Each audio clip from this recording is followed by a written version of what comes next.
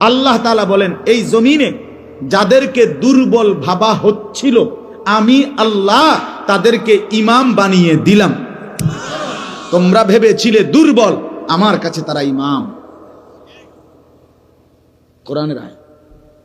তুমি কি ভাবছো বেটা মুয়াজ্জিন দুর্বল না? মুয়াজ্জিন মানে এই আমাদের দেশে অসংখ্য লক্ষ লক্ষ মসজিদে মুয়াজ্জিন নাই। আজকে 200 বছর ধরে বুড়া বেড়া একজন আজান দেয়।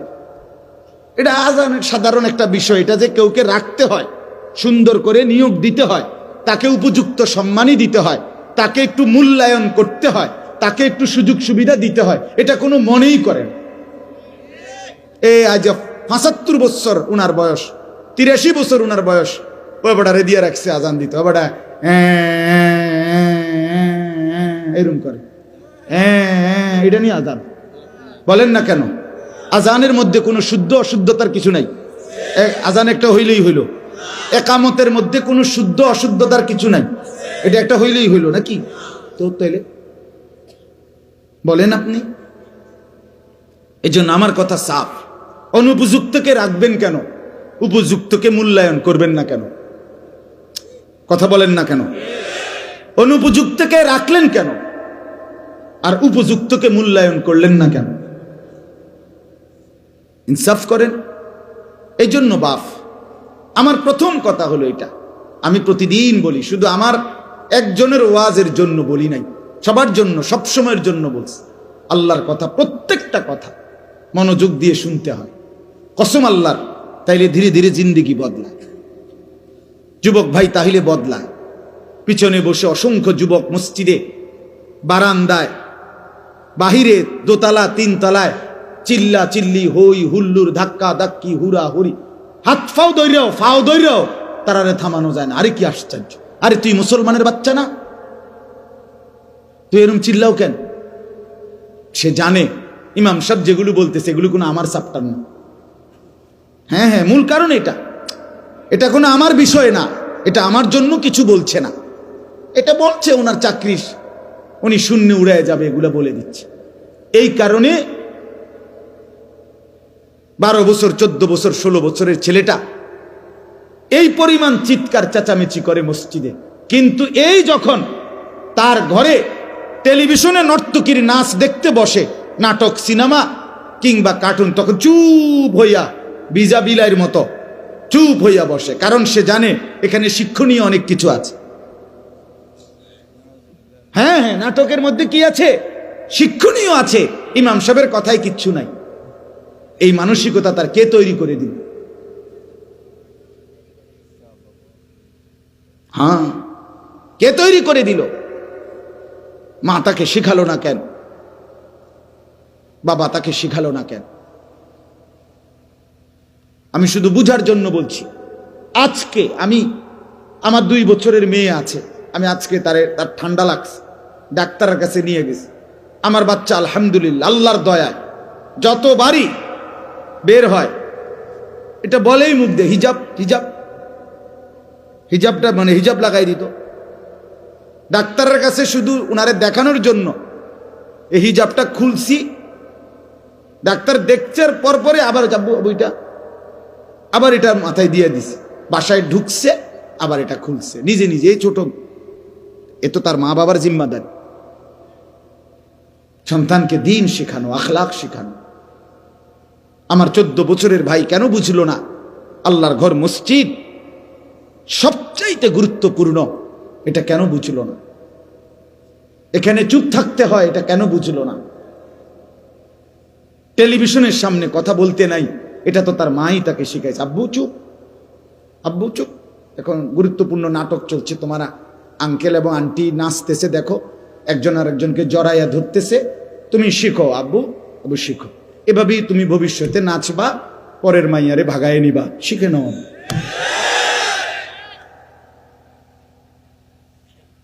এই তো না, আল্লাহর নবী সাল্লাল্লাহু আলাইহি ওয়াসাল্লাম ইরশাদ করেছেন, মা মিন মাউলুদিন ইল্লা ইউলাদু আলা ফিতরাতিন।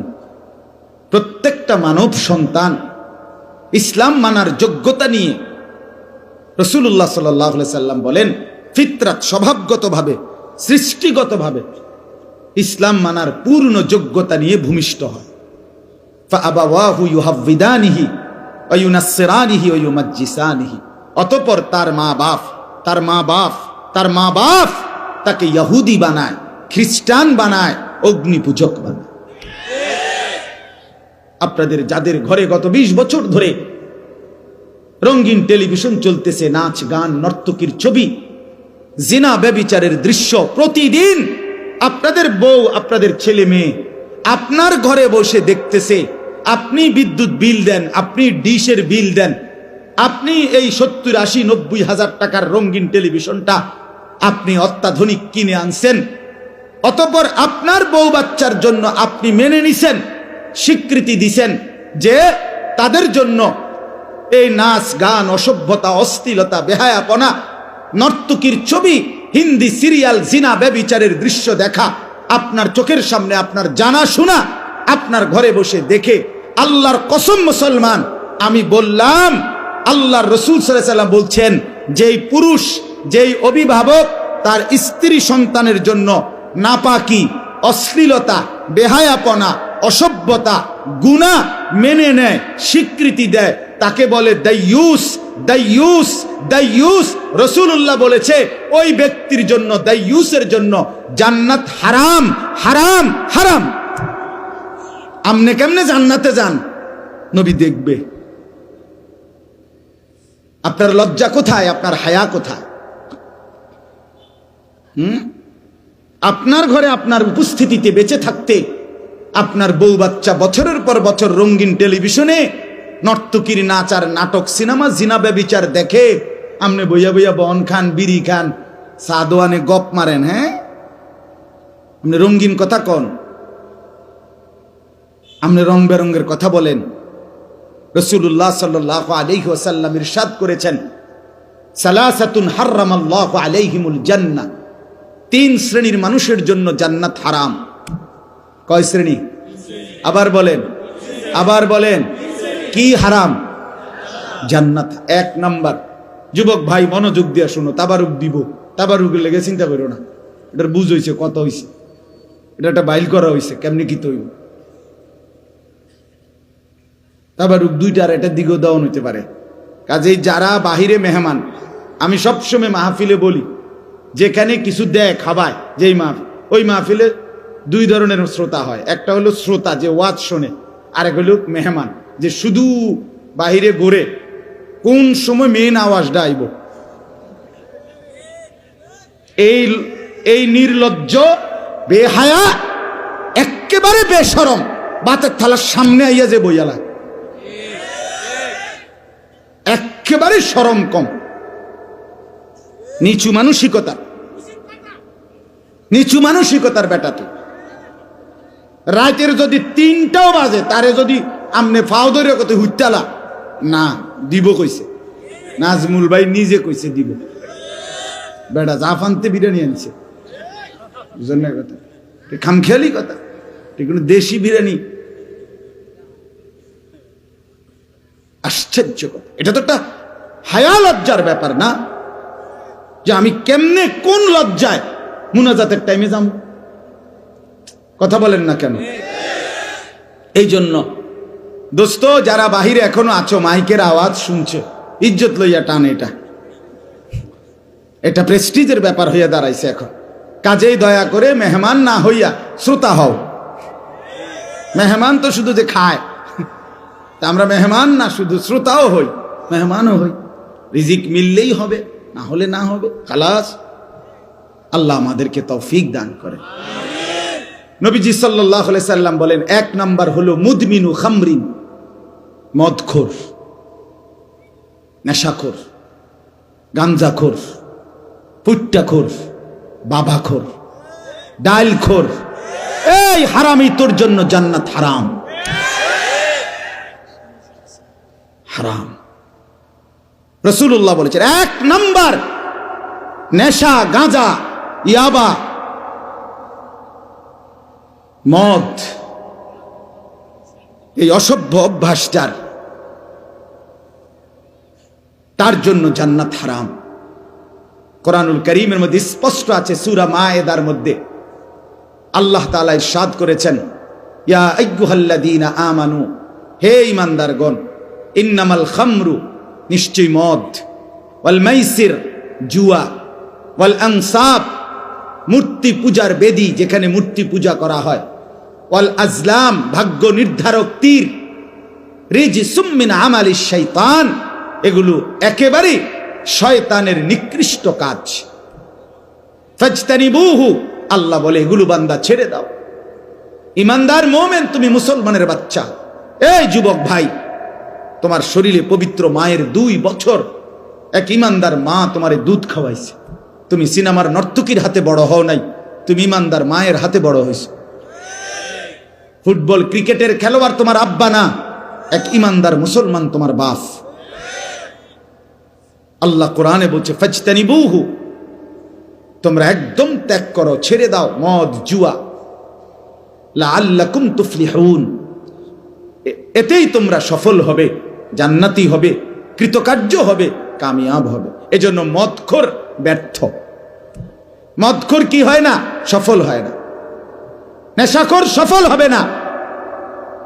এরপরে আল্লাহ বলেন, ইন্নামা ইউরিদুশ শাইতানু আন ইউকিয়া বাইনাকুমুল আদাওয়াতা ওয়াল বাগদাআ ফিল খামরি ওয়াল মাইসির, নিশ্চয়ই মদ এবং জুয়ার মাধ্যমে শয়তান তোমাদের পরস্পরের মধ্যে শত্রুতা, বিদ্বেষ, মারামারি, হানাহানি, হত্যা, খুন তোমাদের মধ্যে ছড়িয়ে দেবে। ওয়ায়াসুদ্দাকুম আন যিকরিল্লাহ, আল্লাহর স্মরণ ভুলায়া দেবে। ওয়া আনিস সালাহ, এবং নামাজ ভুলায়া দেবে। ফাহাল আনতুম মুনতাহুন, আল্লাহ বলে আমার মুমিন ঈমানদার। আল্লাহর নবী বলেছেন মদ উম্মুল খাবাইস, সমস্ত খবিসের মূল, খবিসের মূল। স্পষ্ট কথা বলছি বাপ, আপনাদের সচেতনতার জন্য। রাসূলুল্লাহ সাল্লাল্লাহু আলাইহি সাল্লামের হাদিসের দ্বারা স্পষ্ট বোঝা যায়, যেখানেই নেশা, যেখানেই মদ, যেখানেই নেশা, প্রতিটা নেশাখোর, সাফ মনে রাখেন, আমার ভাই বসেন, 1 মিনিট বসেন, পরে উঠাইয়েন, আপনি এখন শুনেন মনোযোগ দিয়ে। যেখানেই নেশা, মনে রাখবেন, যেখানেই মদ, যেখানেই নেশা, কসম খোদার, সেখানেই জিনা, সেখানেই ব্যভিচার। প্রত্যেকটা নেশাখোর জিনাখোর, প্রত্যেকটা মদখোর ব্যভিচারী। যার হাতে মদের বোতল, সে নারী ছাড়া সুখ পায় না, সে ব্যভিচারী, সে দুশ্চরিত্র, সে জেনাকার। নেশার দ্বিতীয় ধাপ, নেশার পরের লাইন জিনা, ব্যভিচারী। যেখানেই মদ, যেখানেই ইয়াবা, যেখানেই নেশা, সেখানেই জিনা। গত 1 সপ্তাহে, কয়দিনে জাহাঙ্গীরনগর ইউনিভার্সিটির যে নারী ধর্ষণের ঘটনায় সারা দেশ তোলপাড়, তার পিছনে এটাই মূল কারণ, ইয়াবা। ইয়াবার হিসাব কিতাব বনে নাই, গণধর্ষণের শিকার নারী। এই জন্য নেশাখোর ব্যভিচারী, নেশাখোর মানে ধর্ষক। সাফ কথা। আরো ভয়ঙ্কর কথা শুনবেন, নবী সাল্লাল্লাহু আলাইহি সাল্লাম বলেন, ওমান শারিবাল খামরা, যে নেশা করে, মদ খায়, ইয়াবার ট্যাবলেট নেয়, এইগুলো তারাকাস সালাহ, তার নামাজ ছুটে যায়। এটা তো আছেই। সবচেয়ে ভয়ানক কথা, আমার এটা বলতেও শরীর শিহরে ওঠে, ওয়া ওয়াকা আলা আম্মাতিহি ওয়া খালাতিহি, নবীজি সাফ বলছেন, যে নেশা করে সে অচিরেই আপনজন, ঘনিষ্ঠজন, আপন মামি, ফুফি, খালা, আপন মামাতো বোন, ফুফাতো বোন, খালাতো বোন, চাচাতো বোন, আপন রক্তের এই ঘনিষ্ঠ মানুষদের সাথে জিনা এবং ব্যভিচার করতে উদ্যত হয়।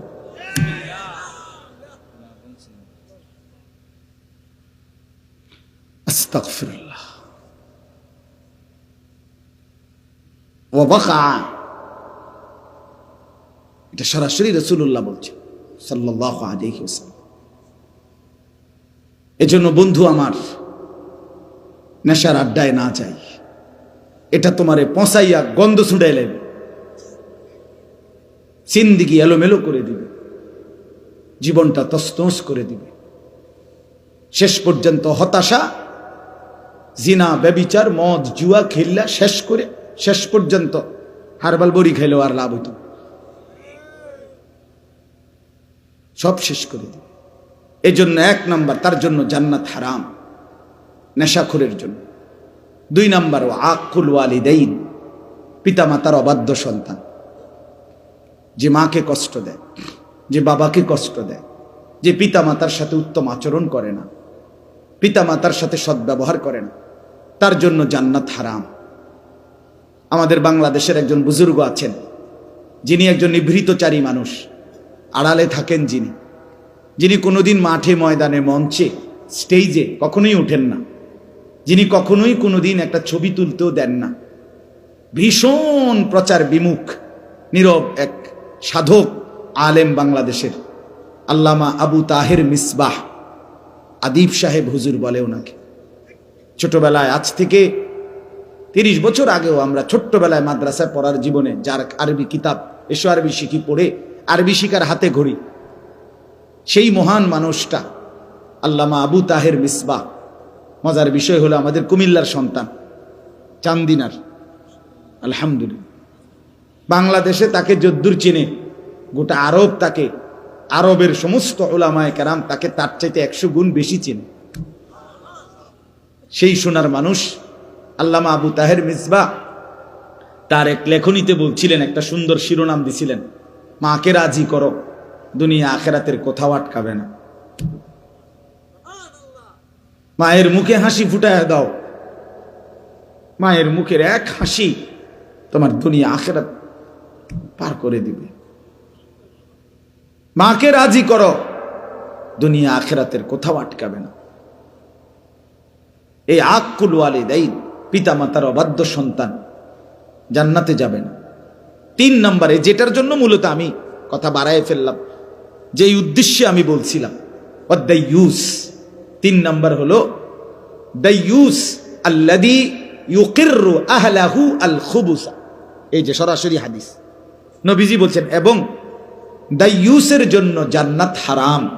আর দাইয়ুসকে আল্লাযী, নবীজির হাদিস, কোনো আলেমদের বানানো কথা না, নবীজি সরাসরি বলছে, ওয়াদাইয়ুস আল্লাযী ইউকিররু, যে মেনে নিচ্ছে, স্বীকৃতি দিচ্ছে, আহলাহু, তার পরিবার, স্ত্রী সন্তানের জন্য, আল খুবুসা, খবিস জিনিস, নাপাক জিনিস, নাজায়েজ জিনিস, হারাম, অশ্লীলতা, বেহায়াপনা, অসভ্যতা, নোংরামি, এটা যে তার স্ত্রী সন্তানের জন্য মেনে নিচ্ছে, রাসূল সাল্লাল্লাহু আলাইহি সাল্লাম বলেন, সে দাইয়ুস, তার জন্য জান্নাত হারাম।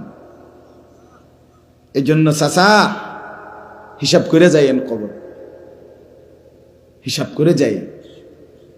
মৃত্যুর সময় ঘরে একটা রঙিন টেলিভিশন রেখে যাচ্ছেন, ছেলে মেয়ে সবগুলোর হাতে বড় মোবাইল, আপনি ঘুমান পাশের রুমে, ওরা সারা রাত মোবাইলে অশ্লীল উলঙ্গ ছবি দেখে,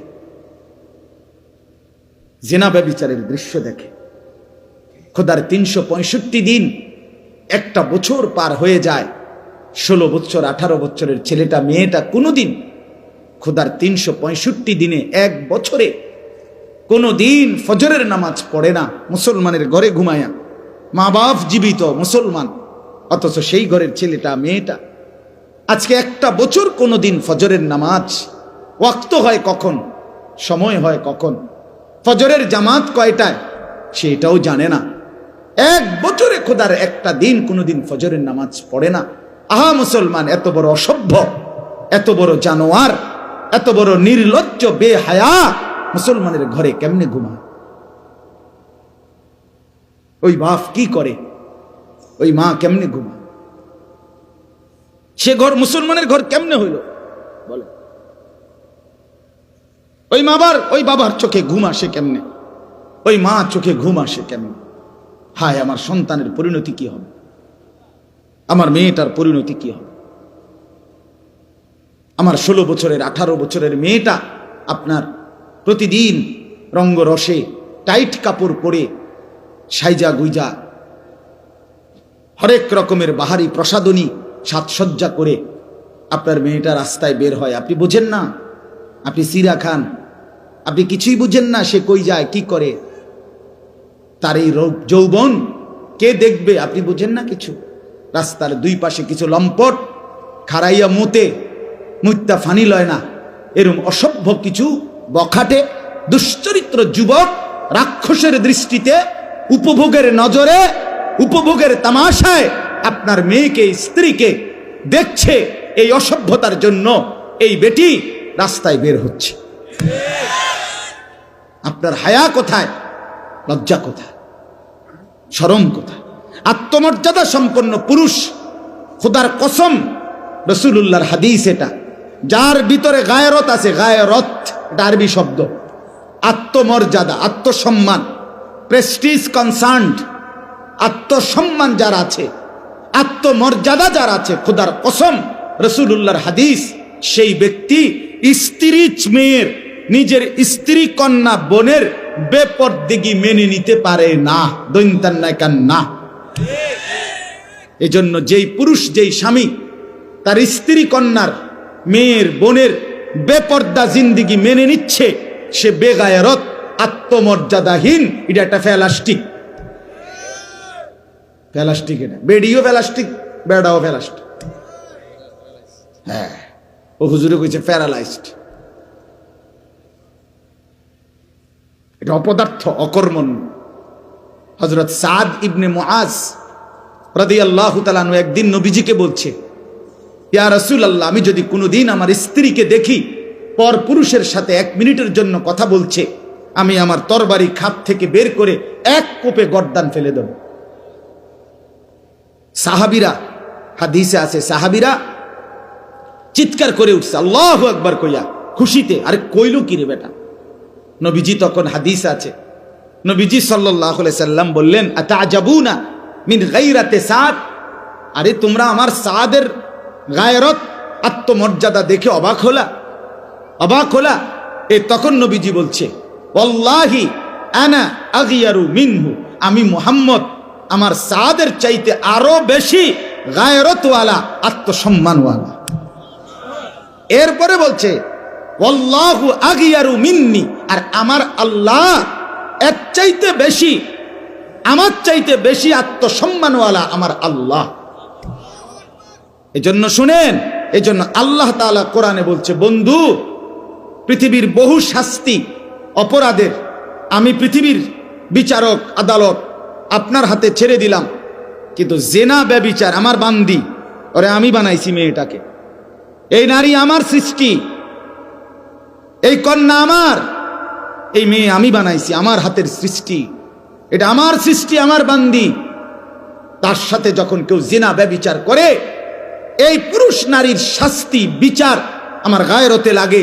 এজন্য আমি আল্লাহ নির্ধারণ করে দিচ্ছি, বন্ধু, জিনা ব্যভিচারের শাস্তি আপনি কিংবা দুনিয়ার কেউ করতে পারবে না, আপনাদের ফয়সালায় হবে না, এটা সরাসরি আমার চূড়ান্ত ফয়সালা।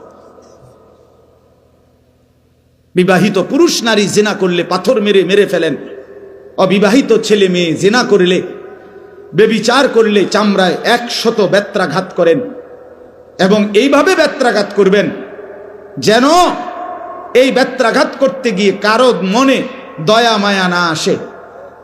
ওয়ালা তাখুযকুম বিহিমা রাফাতুন ফি দীনিল্লাহ, এবং কোন আড়ালে গোপনে কোন একাকী রুমে এই দুররা বেত্রাঘাত করা যাবে না। ওয়ালিয়াশহাদ আযাবাহুমা তাইফাতুম মিনাল মুমিনিন, মুসলমানদের একটা বড় জামাত উপস্থিত থেকে তাদের সামনে ওপেন, খোলা মেলা এই আযাব, এই শাস্তি দিতে হবে দৃষ্টান্তমূলক, যাতে এক ঘটনায় 1000 বছর, 100 বছরের জন্য সমাজ নিরাপদ হয়েছে। ইসলাম এটা ওই নাস্তিক মুরতাদ আর এই প্রগতির দাবিদার ওই বেঈমান মুরতাদরা বলে এটা জুলুম, এটা জুলুম। আর ধর্ষিতা নারী যখন চিৎকার করে সেটা তোদের কানে বাজে না, সেটা কানে বাজে না, এটা জুলুম হয়ে গেছে, এটা ইসলামের বাড়াবাড়ি হয়ে গেছে। অথচ আল্লাহ তাআলা কোরআনে বলছে, ওয়ালাকুম ফিল কিসাসে হায়াতুন ইয়া উলিল আলবাব। আল্লাহ তাআলা বলে, কেউ যদি অন্যায়ভাবে কাউকে হত্যা করে তার বিচারে তাকেও হত্যা করো, যদিও দেখতে মনে হচ্ছে তাকে হত্যা করা হচ্ছে। আল্লাহ বলছে এই হত্যার মধ্যে, এই শাস্তি স্বরূপ যাকে কিসাস হত্যা করা হইল, এই এক হত্যার মধ্যে কোটি মানুষের হায়াত, জীবন, প্রাণ লুকিয়ে আছে। একটি শাস্তির মুখে লক্ষ কোটি প্রাণ নিরাপদ হয়ে যায়, নিরাপদ হয়ে যায়।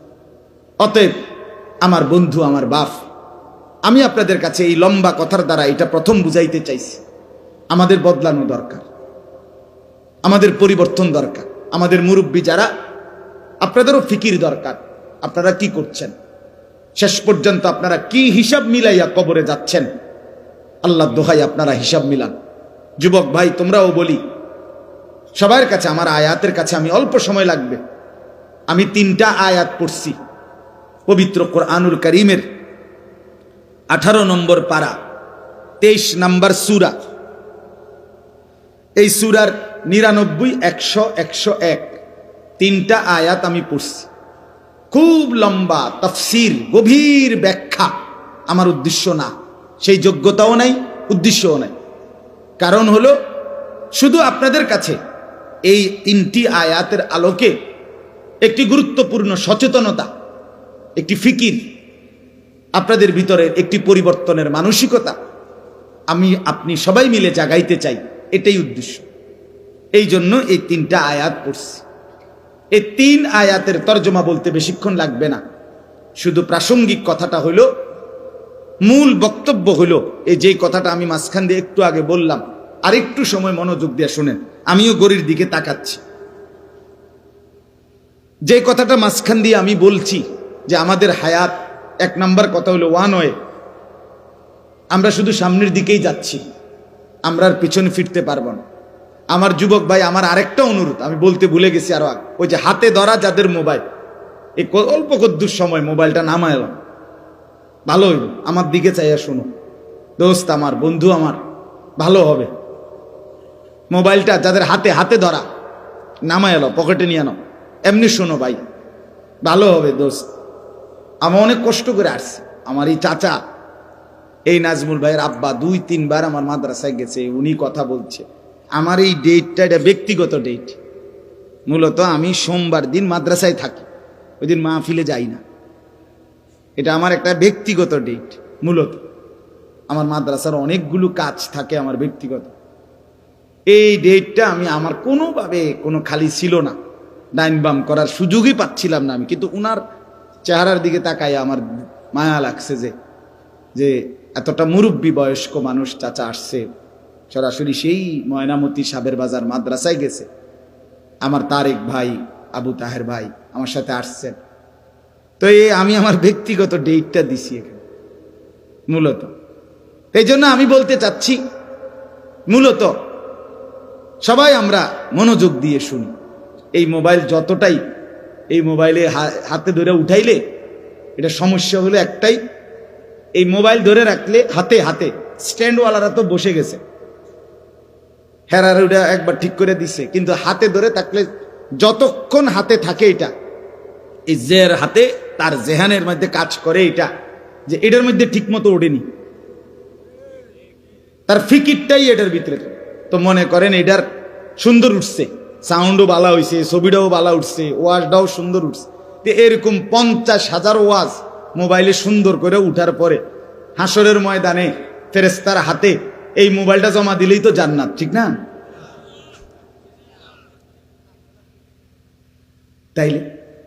তাইলে এটার মধ্যে সাজলে কি লাভ হবে? আমার জিন্দিগিতে সাজবে কখন? আমার জীবনে আসবে কখন? আমি বদলাবো কখন? আমার পরিবর্তন কখন? তো আগার মেরা নিহি বনতা না বন আপনা তো বন।